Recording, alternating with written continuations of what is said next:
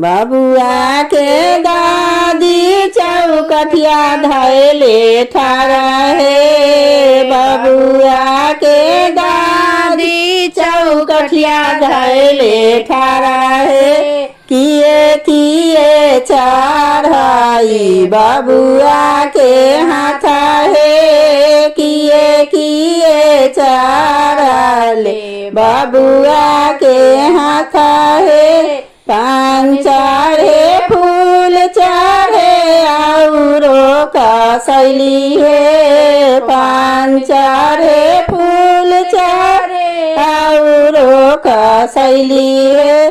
9 लाख रुपया चढ़े बबुआ के हाथा हे। 9 लाख रुपया चढ़े बबुआ के हाथा हे। बबुआ के अम्मा चौकठिया धैले ठाड़ी हे। बबुआ के अम्मा चौकठिया धैले ठाड़ी हे।